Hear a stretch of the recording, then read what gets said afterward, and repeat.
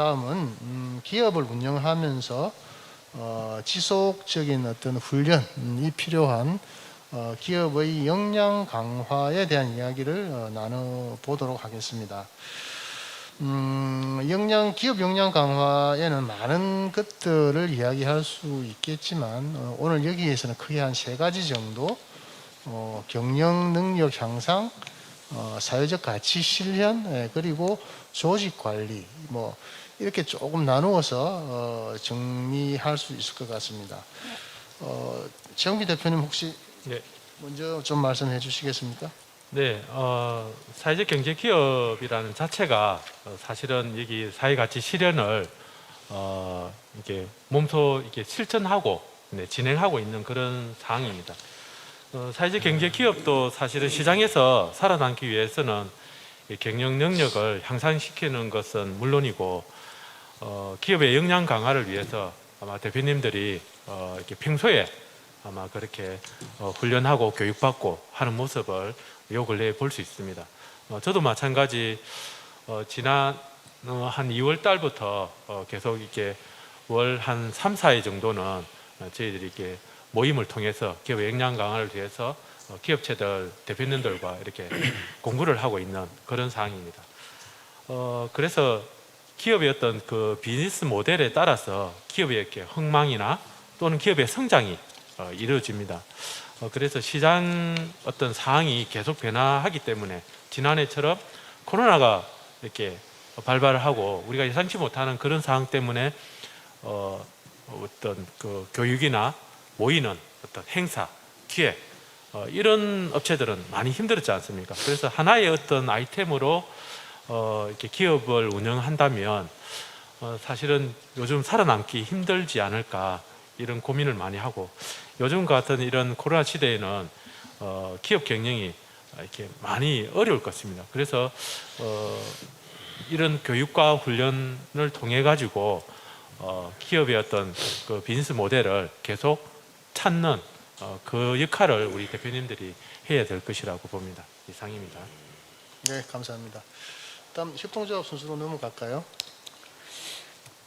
네, 협동조합도 사업체이고 지속 가능하게 하기 위한 경영을 해야 됩니다. 저희 같은 경우도 그렇고 모든 협동조합이 어쨌든 사업에 대한 다각화를 고민하지 않으면 안 되고 그 다음에 규모화해야만 경쟁력을 강화시킬 수 있다고 보여지고요. 하지만 근데 사회적 경제 조직은 전문 경영인이 이제 설립한 경우가 아니기 때문에 좀 경영에는 좀 취약한 부분이 많이 있습니다. 이제 저도 전문 경영인이 아니기 때문에 이제 실질적으로 저도 겪으면서 경영에 대한 뭐 재무제표나 대조표 분석, 전문 인력 배치, 그 다음에 운영 규정 등 이런 시스템을 마련하는데 사실은 많은 과정들을 겪었거든요. 그런 부분들이 능력이 또 요구되어지는 것은 사실이고요. 그래서 그리고 또 특히나 이제 협동조합 같은 경우 아까처럼 돌봄이나 교육 쪽에 좀 많이 치중되어 있는데 이런 사업들은 정부나 지자체에서 하는 정책 방향에 따라 상당 부분 영향을 많이 받고 있습니다. 그래서 정책이나 제도에 대한 이해도 해야 하고 정보를 좀 파악하는 것도 필요하다고 보여집니다. 네, 감사합니다. 말기업 부탁드리겠습니다. 예, 뭐 저희들도 뭐 기업을 운영하는 게 뭐 아시다시피 그렇게 생각보다는 쉽지 않는 것 같습니다. 현실은 경영 능력을 향상시켜야 하는 건 알지만은 실제로 뭐 적용하기가 굉장히 어렵고 보입니다. 그래서 원래 말기업이 애초에 출발할 때는 뭐 중앙 단위의 교육도 있고 이랬는데 지금 이제 그런 것들이 뭐 여러 가지 여건상 어렵고 해서 그래도 지속적인 교육이나 훈련 뭐 이런 것들이 필요하지 않나 이런 생각이 듭니다. 이상입니다. 네, 감사합니다. 자활기업 부탁드리겠습니다. 네. 자활기업은 사실 그 일반 시장으로 나가서 일을 하다 보면 재활기관인가, 장애인들이 하는 사업인가 이런 부분들을 많이 포커스를 맞추는 아직까지도 좀 대중화되어 있지 않는 부분들이 솔직히 있습니다. 그래서 저희 자활기업 같은 경우는 다른 조직들보다 훨씬 역량 강화나 나름대로 기술 습득이라든 부분들을 교육을 좀 많이 요하는 그 기업입니다. 그래서 저희들은 심지어 초급 기술자가 현장에 배치되는 부분, 이런 식으로 현장의 전문화, 그리고 나름대로 자격증 수료, 이런 부분들 자체적으로 교육을 이수할 수 있는 지금 형태로 나가고 있고, 저희들 사회 가치 실현을 보자면 저는 어느 기업보다 자활기업에서 지금 하고 있는 사업 형태가 사회 가치 실현을 하고 있지 않나 하는 생각과, 지금 일반 시장에 견주해도 나란히 어깨를 함께 할 수 있는 자활기업들이 많이 만들어져 있는데도 불구하고 아직까지 전문성이 없고, 그리고 이 돈에 대한 아직까지는 내 사업이 아닌 우리들의 사업이다 보니 조금 더 이렇게 성장할 수 있는 부분들이 좀 더뎌가는 부분들이 좀 있는 것 같아서 그 부분이 좀 아쉽고, 나름대로 역량 강화하는 위해서는 시장 조사도 좀 많이 하는 편으로 진행하고 있습니다. 네, 이상입니다. 예, 감사합니다. 박연지 기자님도 좀 보태실 말씀 있으신 것 같은데요. 네, 사회적 경제 기업들이 뭐 기업을 운영하기 위해서는 역량 강화를 하는 것은 당연한 일이라고 봅니다. 그래서 저희 창원시에서도 이제 사회적 기업들이 역량 강화를 하기 위해서 센터와 연계해가지고 이제 그런 교육들을 지금 많이 추진하고 있고요. 이제 거기에 더해서 이제 저희 공무원들도 이제 사회적 경제 기업에 대한 그런 인식을 많이 이제 인식이 좀 개선됐으면 하는 생각이 있어서 저희 공무원들 교육도 지금 하고 있습니다. 그래서 저도 사실은 올 초에 이 사회적 경제 담당으로 오면서 이제 사회적 경제에 대해서 알게 되었고, 처음에는 되게 어려운 거예요. 이제 사실 기업이 이제 이윤도 창출해야 되지만 이 사회적 가치도 실현해야 되는 두 가지를 다 해야 되니까 그 이윤 창출도 어려운데 이런 가치까지 실현하려니 얼마나 힘들겠습니까? 그래서 이제 되게 어렵게 생각했었는데, 조금 알면서 우리가 이렇게만 조금만 더 지원을 해주면 기업들이 더 자립할 수 있고 역량을 강화할 수 있겠다라는 생각이 들어서 기업들 대상으로 교육도 좀 하게 되고, 그다음에 홍보전도 하게 되고, 그다음에 저희 그 공공구매를 하기 위해서 이제 직원들한테 뭐 공문도 많이 뿌리고 홍보도 많이 하고 있거든요. 그래서 저희 창원시는 기업들을 위한 역량 강화 교육도 하겠지만 저희 공무원들 인식 개선을 위해서도 많이 노력을 하도록 그렇게 하겠습니다. 네. 예, 감사합니다.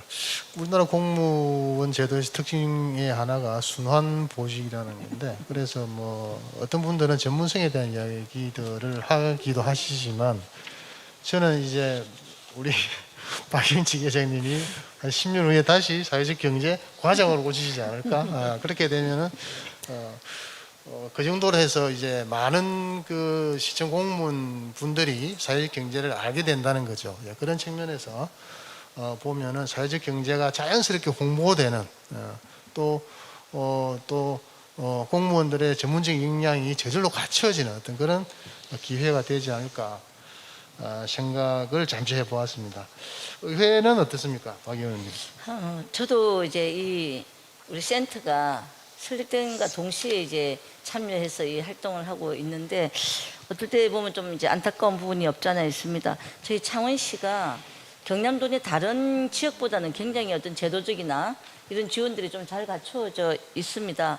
근데 이제 안타깝게 2020년 2월 초부터 코로나가 닥쳤거든요. 그러니까 가장 활발하게 센터를 주축으로 해서 이게 그 활성화될 시점에 2년 가까운 세월을 이제 우리가 좀 생소한 언택트 비대면 교육으로 주로 이제 교육을 하다 보니까 이 서로 이제 이 소통 부분이나 활성화 부분이 조금은 감소될 수밖에 없어요. 예. 그래서 그런 부분들이 상당히 안타까웠고, 어찌됐든 저는 이렇게 생각을 합니다. 당사자 기업들 역량 강화를 위한 노력 굉장히 이제 중요하고, 집행부의 그에 대한 지원이나 이제 마인드도 굉장히 중요하고, 거기에 덧붙여서 우리 의회나 의원들의 어떤 인식 전환, 이런 것들이 세 개가 정말 합쳐지면 시너지 효과를 발휘해서 우리 사회적 경제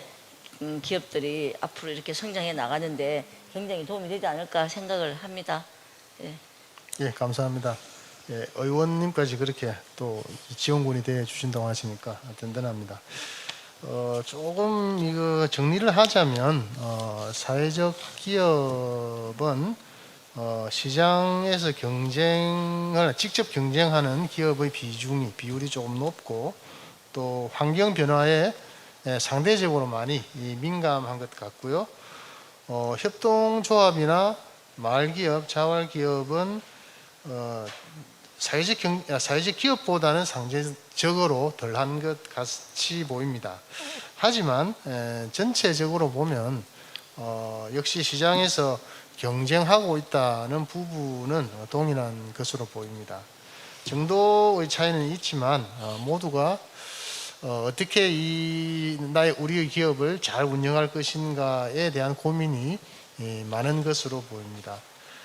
두 번째 세부 주제가 사회적 가치 실현인데 기업의 사회적 가치 실현은 지금 뭐 어느 정도로 어떻게 잘 진행이 되고 있나요?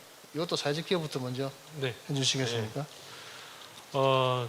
사회적 가치 실현이라는 자체가 사회적 경제 기업 또는 사회적 기업에서는 이게 목적 자체가 한 축으로서 사회적 가치 실현을 저희들이 하고 있습니다.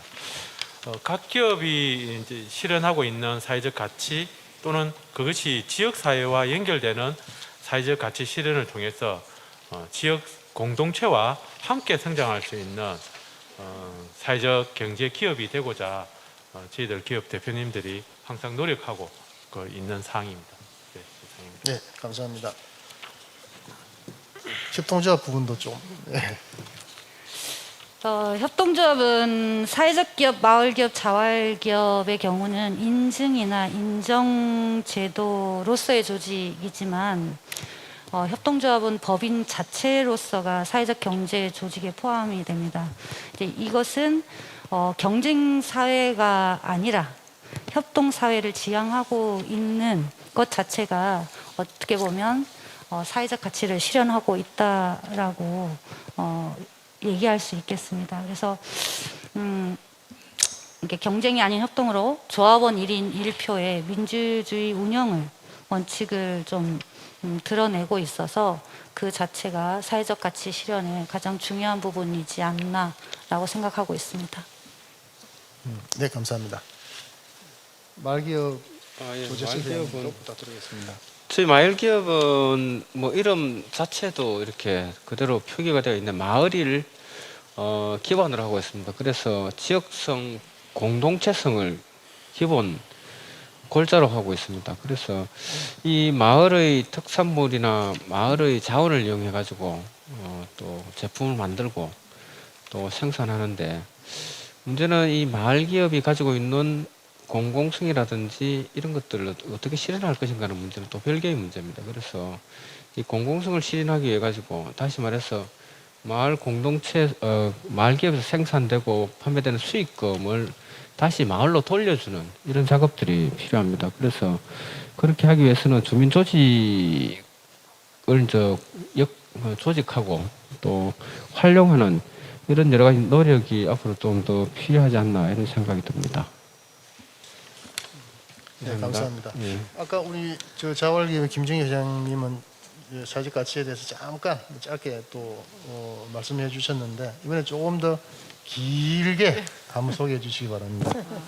네, 앞서 제가 그 사회 가치 실현을 자활기업이 최고로 하지 않나 하는 말씀을 드렸는데 저희들이 보통 자활기업들은 지하계층 사업들을 주로 하고 있는 부분들이 좀 많습니다.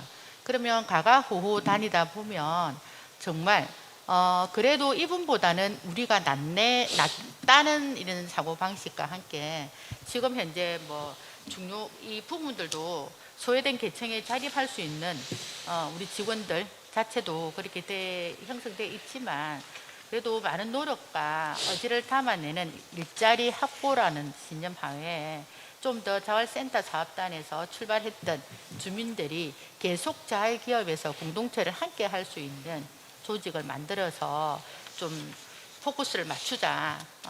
자활기업에 처음에는 공동체의 마음으로 나왔지만 하다 보니 이 탈수급이라는 게 참 무섭습니다. 수급자의 탈수급이라는 혜택들을 버리기에는 본인들이 너무 많은 손해를 보고 있다고 생각하는 부분들이 있기 때문에 그런 부분에 대해서 계속 노력하는 부분과 서로 공유하는 부분들이 좀 기업에 운영해 나가는 자활기업으로 변천사라고 저희는 앞으로 그것도 하나의 과제라고 보면서 생각을 하고 있습니다. 이상입니다. 네, 감사합니다. 사회적 기업이든 마을기업이든 자활기업이든 협동조합이든 특성에 맞게 우리 사회가 필요로 하는 그런 사회적 가치를 실현하기 위해서 아주 열심히 노력하고 있는 것 같습니다. 또 그리고 지금 뭐 현실을 지금 있는 그대로 이야기하는 그런 자리인 것 같아서 좋습니다. 역량 강화라는 파트의 세 번째 소주제입니다. 조직 관리라는 부분이 남아 있는데요. 이 부분에 대해서도 좀 말씀을 나눠주시기 바랍니다. 네, 제가 할까요 그러면? 예, 사회적 네. 기업도 먼저. 사회적 경제 기업은 사회적 기업도 마찬가지지만 규모가 사실은 크지 않습니다. 대부분은 처음 시작할 때는 1인 기업부터 시작해서 직원이 한두 명 늘고 제가 많은 기업을 봤을 때는 한 60명까지 되는 사회적 기업도 봤습니다. 우리 관내에 있는 기업 중에서. 네, 그래서 조직 관리라는 말이 이렇게 작은 기업에게는 사실은 뭐 이렇게 다가서기가 이렇게 좀 어려운 그런 측면도 있고 하지만 이게 법인 자체가 법인의 어떤 조직으로 운영되기 때문에 사실은 처음에 시작할 때 뭐 계획서를 세워서 사업을 해야 하기 때문에 어떻게 회사를 관리하고 운영하는가 이거는 이제 대표의 어떤 몫이라고 생각합니다.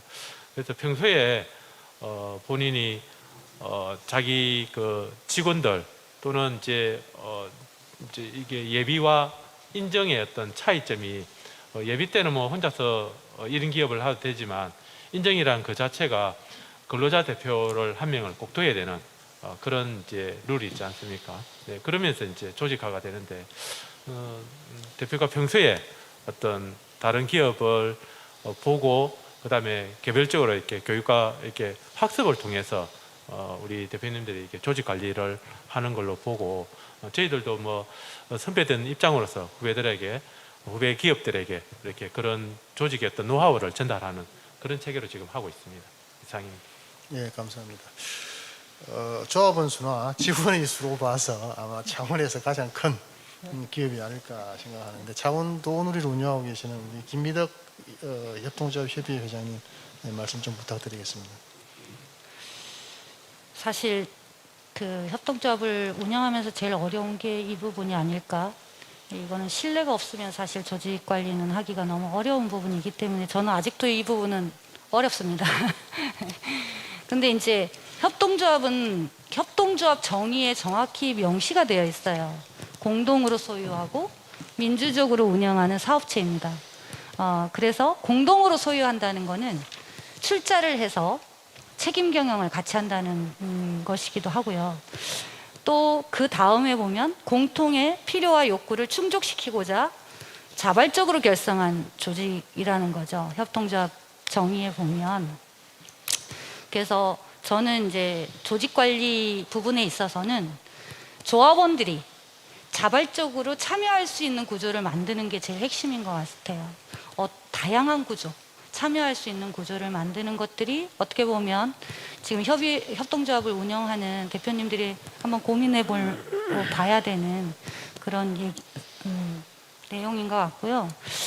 저희 같은 경우도 필요에 의해서 위원회 같은 거를 이제 구성을 해서 운영하기도 하고요.